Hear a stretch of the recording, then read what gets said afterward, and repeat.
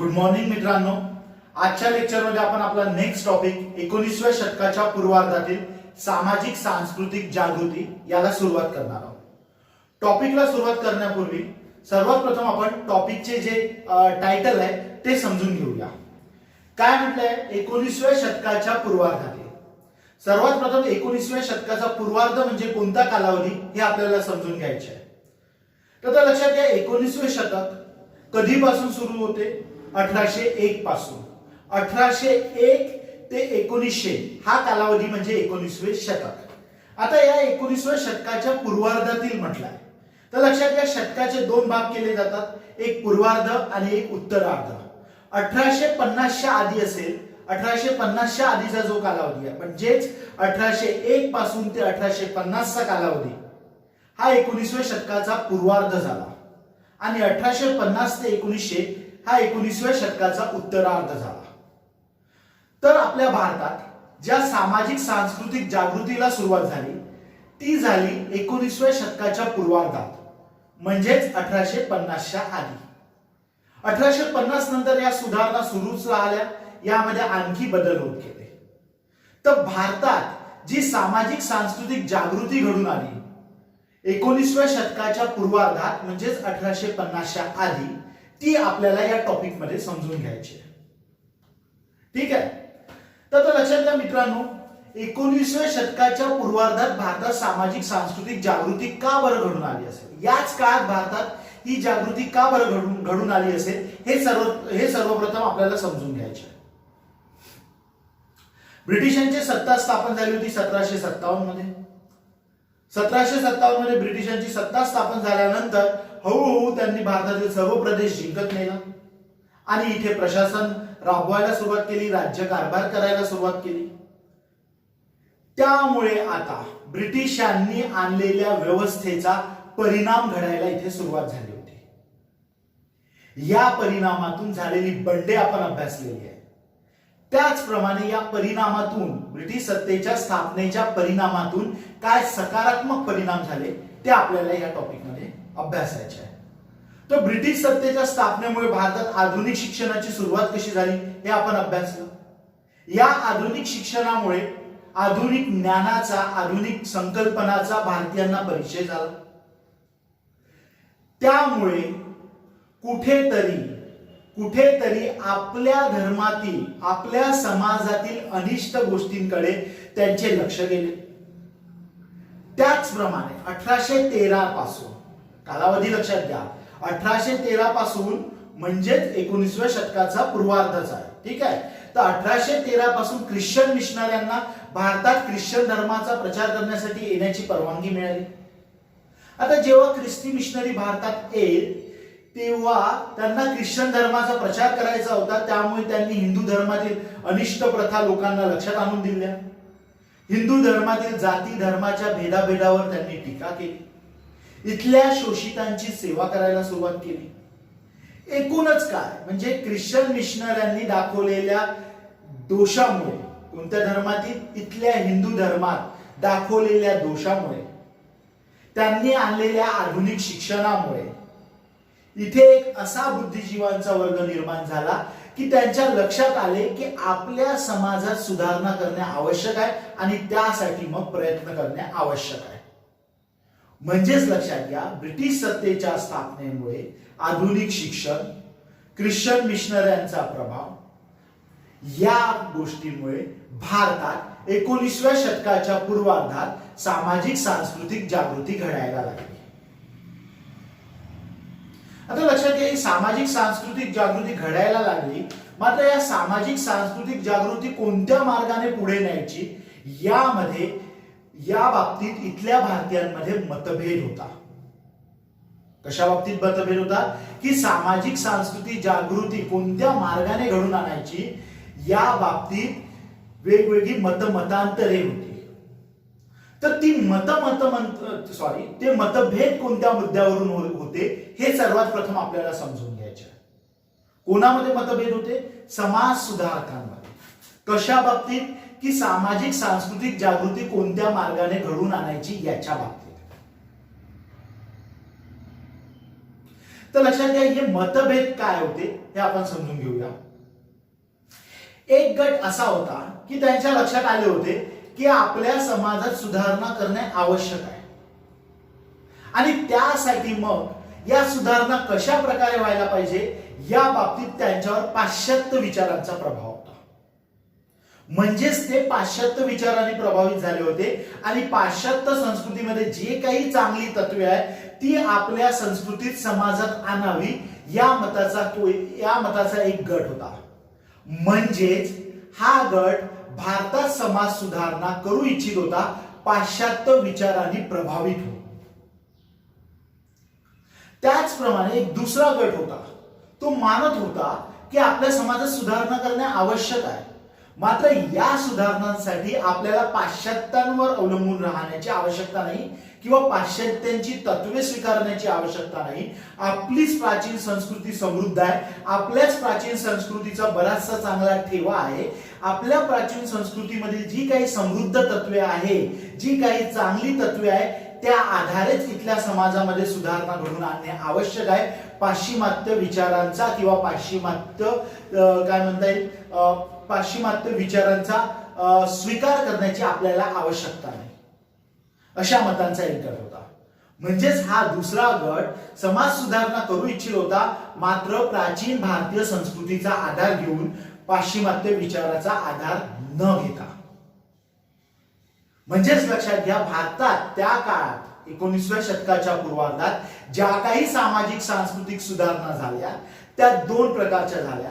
एक पहिला जो प्रकार होता तो पाश्चिमात्य विचारांनी प्रभावित होऊन झालेल्या सुधारणा होता. म्हणजे जो पहिला गट होता त्यांनी पाश्चिमात्य विचारांनी प्रभावित होऊन सुधारणा केल्या आणि जो दुसरा गट होता त्यांनी प्राचीन संस्कृतीचा भारतातील प्राचीन संस्कृतीचाच आधार घेऊन इथे समाज सुधारणा केल्या, इथे सामाजिक सांस्कृतिक जागृती घडून आली. तर हे कोण होते? पाश्चिमात्य विचारांनी प्रभावित झालेले कोण होते आणि प्राचीन संस्कृतीचा आधार घेऊन कोणी समाज सुधारणा घडून आणल्या हे आपण बघूया. तुम्हाला इथे दिसत असेल दोन गट दिसतंय तुम्हाला इथे.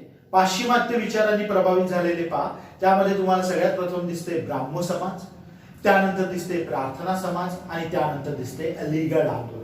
म्हणजेच लक्षात घ्या ब्राह्मो समाजाने ज्या सुधारणा केल्या, प्रार्थना समाजाने जी सामाजिक सांस्कृतिक जागृती घडून आणली, अलीगढ आंदोलनाने जी जागृती घडून आणली ती कोणत्या विचाराने प्रभावित होऊन घडून आणली? पाश्चिमात्य विचाराने प्रभावित होऊन. त्यानंतर तुम्हाला दुसरा गट दिसतोय जो भारतीय परंपरांचाच आधार घेऊन सुधारणा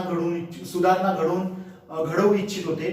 त्या गटामध्ये पहा तुम्हाला दिसत असेल सगळ्यात पहिले दिसते रामकृष्ण मिशन, त्यानंतर दिसत असेल आर्य समाज, त्यानंतर दिसत असेल थिओसॉफिकल सोसायटी, ठीक आहे, त्यानंतर दिसत असेल त्यानंतर देवबंद चळवळ आणि सर्वात शेवटी तुम्हाला दिसते थिओसॉफिकल सोसायटी. तर लक्षात घ्या म्हणजे जे पाश्चिमात्य विचाराने प्रभावित होते ते कोण होते? ब्राह्मो समाज, प्रार्थना समाज आणि अलीगढ आंदोलन. त्याच्यानंतर पौरात्य विचाराने जे प्रभावित होते, पौरात्य विचाराने म्हणजे जे भारतीय संस्कृतीचाच आधार घेऊन सुधारणा घडवू इच्छित होते ते होते रामकृष्ण मिशन, त्याच्यानंतर काय आर्य समाज, त्यानंतर देवबंद चळवळ आणि थिओसॉफिकल सोसायटी. लक्षात घ्या दोन्ही गट सुधारणा घडवू इच्छित होते. म्हणजेच दोन्ही गटांना इथल्या अनिष्ट प्रथांचा काय असेल? विरोध असेल, मात्र त्यांचा मार्ग वेगळा होता. तर यावर आपल्याला simple straight and forward question विचारले जाऊ शकतात की खालीलपैकी कोणती चळवळ पाश्चिमात्य विचाराने प्रभावित होती? मग त्यामध्ये जर तुम्हाला पर्याय दिला ब्राह्मो समाज, तर ब्राह्मो समाज हे नाव तुम्हाला भारतीय वाटते, मात्र ही पाश्चिमात्य विचाराने प्रभावित होती की नव्हती? होती. त्यानंतर प्रार्थना समाज नाव काय वाटते? भारतीय, मात्र ही कोणत्या विचाराने प्रभावित होती? पाश्चिमात्य विचाराने. ते तुम्हाला ओळखता आलं पाहिजे. सरळ सरळ पाठ करायचा आहे की पाश्चिमात्य विचाराने प्रभावित असलेल्या तीन चळवळी होत्या. एक ब्राह्मो समाज, दुसरी होती प्रार्थना समाज आणि तिसरी होती अलीगढ आंदोलन. आणि पौरात्य विचाराने प्रभावित असणाऱ्या भारतातील प्राचीन संस्कृतीनेच प्रभावित झालेल्या चळवळी होत्या रामकृष्ण मिशन, आर्य समाज, त्याच्यानंतर थिओसॉफिकल सोसायटी आणि देवबंद चळवळ. तर यावर स्ट्रेट अँड फॉरवर्ड प्रश्न कसा विचारला जाऊ शकतात, खालीलपैकी कोणत्या चळवळी प्राचीन भारतीय परंपरांचाच आधार घेऊन सुधारणा घडवू इच्छित होते, किंवा खालीलपैकी कोणत्या चळवळी पाश्चिमात्य विचाराने प्रभावित होत्या, असा सिंपल क्वेश्चन विचारला जाऊ शकतो. तर हे दोन गट तुमच्या लक्षात आले असेल. आता आपण एक एक चळवळ स्टेप बाय स्टेप अभ्यासू. या प्रत्येक सुधारणा आपण डिटेलमध्ये अभ्यासूच, मात्र त्याआधी या सुधारणांची काही वैशिष्ट्ये आहेत ती आपण सर्वात प्रथम नोट्स मधून वाचून घेऊ आणि समजून सुद्धा घेऊ. लक्षात घ्या, पहिले भारतातील सुधारणा चळवळीचे प्रामुख्याने खालील दोन मुख्य प्रकार पडतात. ठीक आहे, दोन मुख्य प्रकार आपण अभ्यासलेले आहेत. त्यानंतर भारतातील दुसरं म्हणजे जे पहिलं वैशिष्ट्य आहे ते बघा, भारतातील बहुतांश अनिष्ट सामाजिक प्रथा धर्माशी निगडित असल्यामुळे धार्मिक सुधारणा व सामाजिक सुधारणा या एकाच नाण्याच्या दोन बाजू होत्या. आता हा मुद्दा काय आहे हे समजून घ्या. लक्षात घ्या, भारतात ज्या अनिष्ट प्रथा होत्या त्या धर्माशी निगडित होत्या, म्हणजे त्यांचं स्वतंत्र अस्तित्व नव्हतं. आता लक्षात घ्या, हा मुद्दा समजून घेताना जसं आता रिसेंटली चर्चेत आहे, अमेरिकेमध्ये एका काय म्हणता येईल कृष्णवंशीय व्यक्तीची हत्या झाली. कुठे? अमेरिकेत. म्हणजे तिथे आपल्याला लक्षात येते तिथे काय गोरा आणि काळा असा वर्णभेद आहे. आता तिथला जो गोरा काळा वर्णभेद आहे तो कोणत्या धर्माशी निगडित नाही आहे, तो डायरेक्ट वंशाशी संबंधित आहे आणि तो गोरा काळा वर्णभेद असा एक स्वतंत्र अस्तित्व आहे. तिथल्या ख्रिश्चन धर्माशी वगैरे त्याचा काही संबंध नाही आहे. मात्र भारतात त्या काळात ज्या काही अनिष्ट प्रथा होत्या, जसं उदाहरणार्थ आपण घेऊ सती प्रथा घ्या, त्याच्यानंतर बालविवाह, त्याच्यानंतर विधवा विवाह न होऊ देणे, या सर्व धर्मात सांगितले आहे म्हणून पाळायचा असा समज होता. म्हणजेच लक्षात घ्या, भारतात जर समाज सुधारणा करायची असतील तर काय करणे आवश्यक होते? धर्म सुधारणा. समाज सुधारणा केल्या की धर्म सुधारणा आपोआप होईल, किंवा धर्म सुधारणा केली तर समाज सुधारणा आपोआप होईल, अशी ती परिस्थिती होती.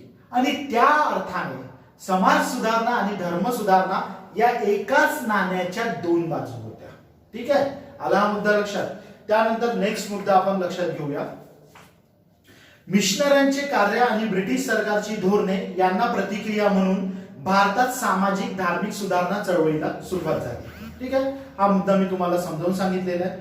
त्यानंतर लक्षात घ्या, सुधारणा चळवळीच्या सुरुवातीच्या काळात मुख्यतः उच्च व मध्यम वर्गातील पाश्चिमात्य शिक्षण घेतलेल्या बुद्धिवंतांचा समावेश होता. म्हणजेच भारतात ज्या काही सामाजिक धार्मिक सुधारणा केल्या त्या कोणी केल्या? पाश्चिमात्य शिक्षण घेतलेल्या बुद्धिवंतांनी केल्या. शिक्षित वर्गाद्वारे या सुधारणा सुरू झाल्या होत्या.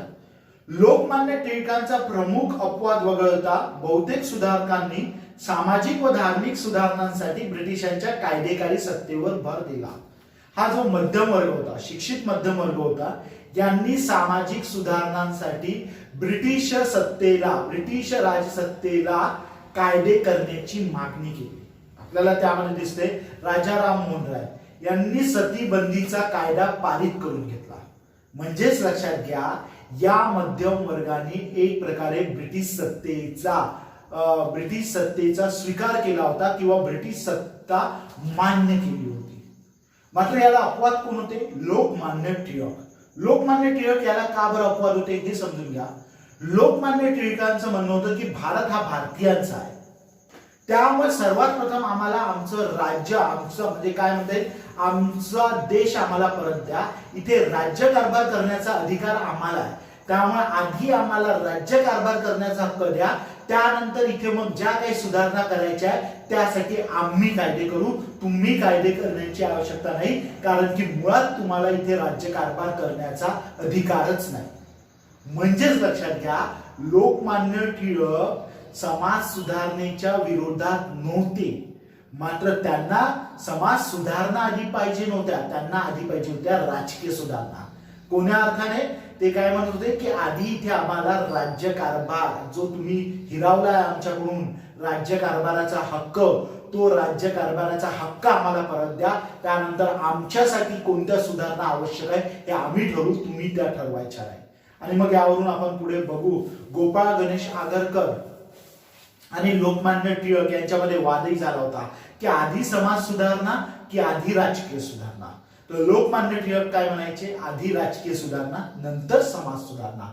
गोपाळ गणेश आगरकर काय म्हणायचे की जोपर्यंत इथला समाज सुधारणार नाही तोपर्यंत भारताला स्वातंत्र्य मिळाले, म्हणजे जर इथला समाजच सुधारला नाही तर भारताला स्वातंत्र्य मिळाले तरीही काही फायदा नाही, कारण की इथले बरेचसे वर्ग अजूनही गुलामगिरीतच जगत आहे. त्यामुळे इथे आधी समाज सुधारणा आवश्यक आहे आणि त्यानंतरच राजकीय सुधारणांना काही अर्थ राहील, स्वातंत्र्याला काही किंवा सत्तेला काही अर्थ राहील, असं कोणाचं म्हणणं होतं? गोपाळ गणेश आगरकरांचं. ठीक आहे, म्हणजेच लक्षात घ्या हे गोपाळ गणेश आगरकर आणि लोकमान्य टिळक यांच्या दृष्टिकोनातील फरक तुमच्या इथे लक्षात आला असेल. आता लक्षात घ्या त्या काळातला मध्यम वर्ग, ठीक आहे, लोकमान्य टिळकांच्या आधीच आहे, ठीक आहे, जो मध्यम वर्ग होता, शिक्षित मध्यम वर्ग, ठीक आहे, हाही वर्ग ब्रिटिश सत्तेला अनुकूल होता. म्हणजे ब्रिटिशांची सत्ता ही आपल्याला ईश्वराची देणगी आहे असे हा वर्ग मानत आणि त्यामुळे ब्रिटिश सत्तेची इथे स्थापना झाली याची त्यांना काहीही वाईट वाटत नव्हते. उलट त्यांनी ब्रिटिश सत्तेचे समर्थनच केले. 1857च्या उठावात हा वर्ग लिप्त राहिला होता, आपण बघितला आहे. त्यामुळे लक्षात घ्या आता ब्रिटिशांची सत्ता स्थापन झाली आहे आणि त्यामुळे आता समाज सुधारणा सुद्धा इथे आवश्यक आहे आणि त्यासाठी ब्रिटिशांनी कायदे करावे या मताचा हा वर्ग होता. मात्र याला अपवाद कोण होते? लोकमान्य टिळक. ठीक आहे, त्यानंतर नेक्स्ट मुद्दा, जो हा बुद्धिवंतांचा जो वर्ग होता त्यांचे सामाजिक व आर्थिक विचार कधीही टोकाचे नव्हते. ठीक आहे, हा बुद्धिवंतांचा जो एक वर्ग होता त्यांचे कोणते विचार म्हटलंय त्यांनी? राजकीय व आर्थिक विचार कधीही टोकाचे नव्हते. हा मुद्दा काय समजून घ्या. म्हणजे त्यांनी कधीच राजकीय विचार टोकाचे नव्हते म्हणजे काय? सरळ तोच मुद्दा रिपीट आहे. त्यांनी इथल्या ब्रिटिश सत्तेला कधीच विरोध केला नाही, त्यांनी इथल्या ब्रिटिश धोरणांना विरोध केला नाही. फक्त त्यांना उलट ब्रिटिशांची सत्ता इथे ईश्वरी देणगी वाटत होती. त्यांना फक्त म्हणायचे होते की इथल्या समाज सुधारण्यासाठी ब्रिटिशांनी कायदे करावे. ठीक आहे, ब्रिटिशांची सत्ता आम्हाला अमान्य नाही, ब्रिटिशांचं काय म्हणता येईल आर्थिक धोरणे आम्हाला मान्य नाही असं त्यांनी कधीही म्हटलं नाही. त्यामुळे त्यांचे त्या अर्थाने राजकीय विचार टोकाचे नव्हते. आणि त्यानंतर सुधारकांमध्ये चळवळीचा दृष्टिकोन व पद्धतीबाबत बरीच मतभिन्नता होती. ठीक आहे, हा मुद्दा आपण अभ्यासलेला आहे. एक गट पाश्चिमात्य विचाराने प्रभावित होता आणि दुसरा गट प्राचीन भारतीय विचाराने प्रभावित होता. ठीक आहे, तर आता आपण एक एक सुधारणा, सर्वात प्रथम तर आपण पाश्चिमात्य विचाराने प्रभावित असलेल्या चळवळी अभ्यासू आणि त्यामध्ये आपण सर्वात पहिला अभ्यासणार आहोत ब्राह्मो समाज. तुम्हाला माहितच आहे ब्राह्मो समाजाची स्थापना राजाराम मोहन राय यांनी केली. सर्वात प्रथम आपण राजा राममोहन राय यांच्याबद्दल जाणून घेऊया. राजाराम मोहन राय हे भारतातील पहिले आधुनिक व्यक्ती होते असं म्हटलं जाते. त्यांना भारतातील आधुनिक युगाचे अग्रदूत, त्याचप्रमाणे काय म्हणता येईल आधुनिक भारताचे निर्माते अशा वेगवेगळ्या पदव्या आहेत. म्हणजेच एकंदर आधुनिक विचाराने प्रभावित झालेला पहिला भारतीय व्यक्ती म्हणून कोणी ओळखलं जात असेल तर ते आहे राजाराम मोहन राय. तर या राजाराम मोहन राय यांच्याबद्दल मूलभूत माहिती आपण मूलभूत माहिती आपल्याला माहिती असणे आवश्यक आहे. बऱ्याचशा वेळा यावर परीक्षेत डायरेक्ट प्रश्न विचारले जातात. तर सर्वात प्रथम आपण राजाराम मोहन राय यांच्याबद्दल मूलभूत माहिती घेऊया. राजाराम मोहन राय हे भारतातील पहिले आधुनिक व्यक्ती होते असं म्हटलं जाते. आधुनिक युगाचे अग्रदूत, आधुनिक प्रबोधनाचे जनक या वेगवेगळ्या उपाध्या राजाराम मोहन राय यांना दिल्या आहेत. आणि या अर्थाने आपल्याला लक्षात येते की राजाराम मोहन राय हे आधुनिक विचाराने प्रभावित झालेले पहिले भारतीय व्यक्ती होते. राजाराम मोहन राय हे ब्रिटिश ईस्ट इंडिया, म्हणजे आता मी राजाराम मोहन राय यांच्याबद्दल जी माहिती सांगणार आहोत ती परीक्षेच्या दृष्टीने महत्वाची आहे. कारण की राजाराम मोहन राय या स्वतंत्र व्यक्तिमत्वावर बऱ्याचशा वेळा प्रश्न विचारले जातात आणि त्यामुळे त्यांची विषयीची सगळी मूलभूत माहिती आपल्याला असणे आवश्यक आहे. तर लक्षात घ्या, राजाराम मोहन राय 1803 ते 1815 या काळात ईस्ट इंडिया कंपनीच्या सेवेत मुन्शी या पदावर कार्यरत होते. ठीक आहे, म्हणजे ते ईस्ट इंडिया कंपनीत सेवक म्हणून कामाला होते. 1830 मध्ये मुघल बादशाह अकबर दुसरा याच्या पेन्शन वाढीसाठी ते वकील म्हणून ब्रिटनला गेले. आपण बघितलं होतं की जे संस्थानिक होते त्यांना त्यांचे संस्थानिक खालसा केल्यानंतर पेन्शन दिल्या जात. तर मुघल बादशाह अकबर दुसरा यालाही अशीच पेन्शन दिल्या जात. तर या पेन्शन वाढीची मागणी करण्यासाठी, म्हणजे पेन्शन मध्ये वाढ करण्यात यावी ही मागणी करण्यासाठी मुघल बादशाह अकबर दुसरा याने आपले वकील म्हणून रॉय यांना कुठे पाठवले? ब्रिटनला पाठवले.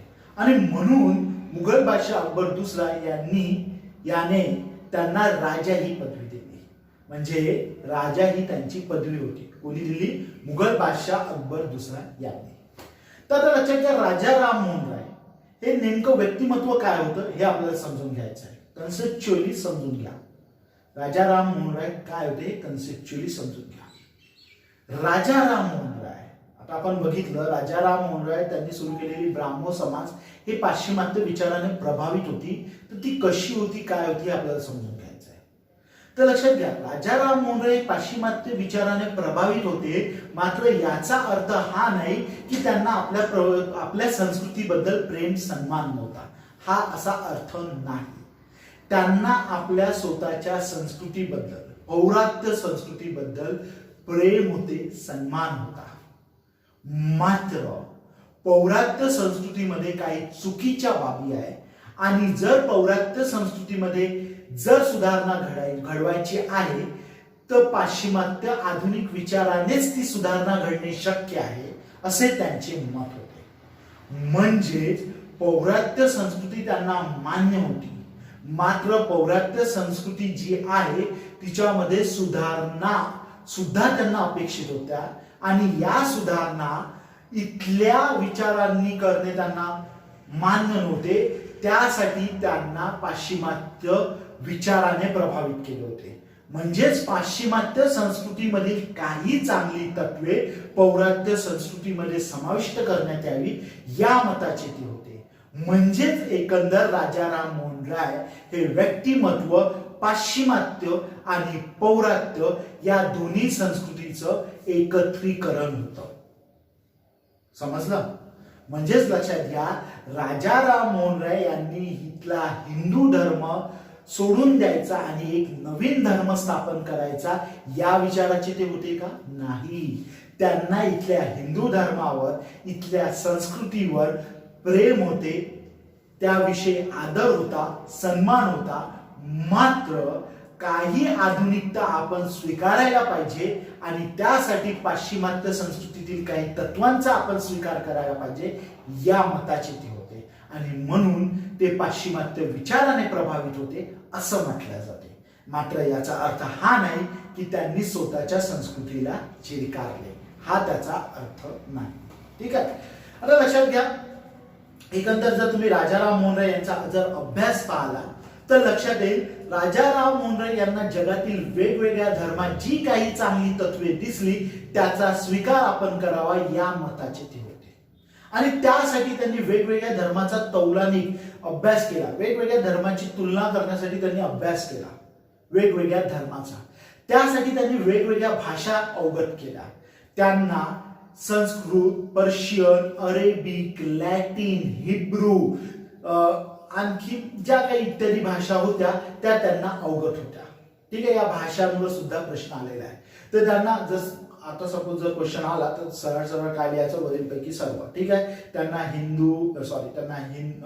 Sanskrit, Persian, Arabic, Greek, Latin इत्यादी भाषा अवगत होत्या. इंग्रजी या इत्यादी भाषा त्यांना अवगत होत्या. त्यानंतर त्यांनी हिंदू धर्माचा आणि संस्कृतचा अभ्यास वाराणसी येथे केला.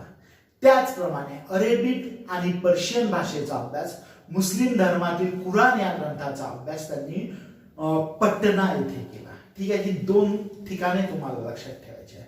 पर्शियन, अरेबिक, त्याचप्रमाणे काय म्हणतात कुराणचा अभ्यास त्यांनी कुठे केला? वाराणसी येथे केला. त्याचप्रमाणे मूळ बायबलचा अभ्यास करण्यासाठी त्यांनी ग्रीक व हिब्रू भाषेचे अध्ययन केले. ठीक आहे.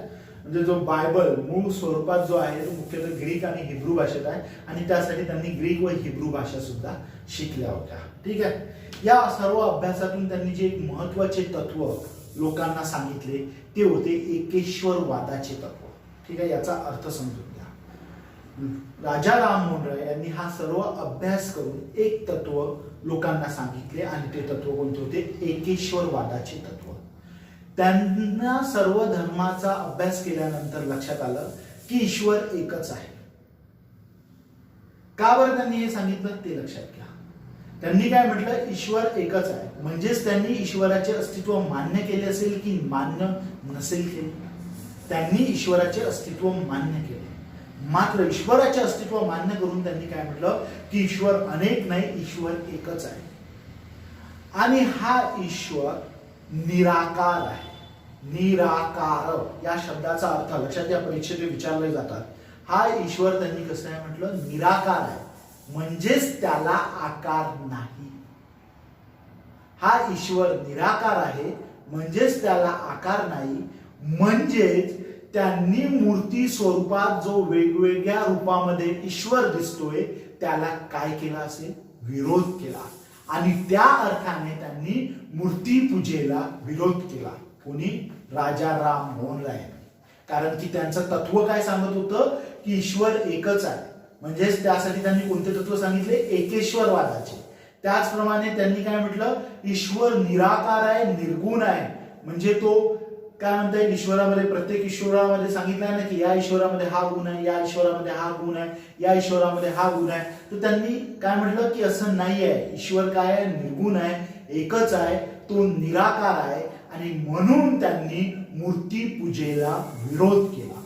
म्हणजेच लक्षात घ्या, राजा राममोहन राय ईश्वराचे अस्तित्व मान्य करत होते की नव्हते करत?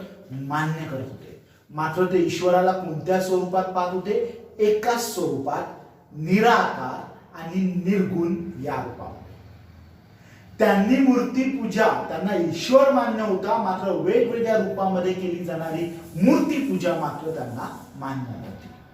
तर यावर प्रश्न विचारले जाऊ शकतात की राजा राममोहन राय यांच्याबद्दल खालीलपैकी कोणते विधान बरोबर आहे? आणि त्यामध्ये तुम्हाला एक ऑप्शन देतील, त्यांनी ईश्वराचे अस्तित्व मान्य केले नाही. मग इथे आपल्याला काय गैरसमज होतो की राजा राममोहन राय होते, आधुनिक विचाराने प्रभावित होते, समाज सुधारणा त्यांना करायच्या होत्या आणि म्हणून त्यांनी ईश्वर मानलाच नसेल. मात्र असं नाही. त्यांनी म्हणजे हे वाक्य काय चुकीचं आहे. त्यांनी ईश्वराचे अस्तित्व मान्य केले नाही, हे वाक्य काय राहील? चुकीचं राहील. त्यांनी ईश्वराचे अस्तित्व मान्य केले, मात्र कोणत्या स्वरूपात हे तुम्हाला पाठ करायचं? एकेश्वरवाद, निर्गुण, निराकार. आणि म्हणून त्या अर्थाने त्यांना मूर्तीपूजा मान्य नव्हती. ठीक आहे. तर मित्रांनो, तुमच्या लक्षात आलंच असेल. ठीक आहे. म्हणजे आज जे शिकलो आहे ते बऱ्यापैकी तुमच्या लक्षात आलंच असेल. नेक्स्ट लेक्चरमध्ये आपण हाच टॉपिक कंटिन्यू ठेवू. तुम्ही जो नोट्समधून हा टॉपिक आहे हा वाचून ठेवायचा आहे आणि त्यानंतर रोज लेक्चर बघून तो टॉपिक पुन्हा वाचून रिव्हिजन वगैरे ही प्रक्रिया कंटिन्यू करायची आहे. ठीक आहे. जर तुम्हाला समाधान महाजन वाचणे कठीण जात असेल, ठीक आहे, जर तुम्हाला समाधान महाजन वाचणे कठीण जात असेल ते एकदम टार्गेट ठेवून नका वाचू. रोज 2 पेज 3 पेज असं मिनिमम टार्गेट किंवा 1 पेज असं मिनिमम टार्गेट ठेवून वाचा. आणि समाधान महाजन वाचण्यासाठी आधी माझे लेक्चर बघा, माझे लेक्चर बघून त्यातील टॉपिक वाचा. आणि त्याआधी समाधान महाजन वाचण्याच्या आधी महत्वाचं म्हणजे आपल्या नोट्सवर एक ओव्हरलुक करा. ठीक आहे.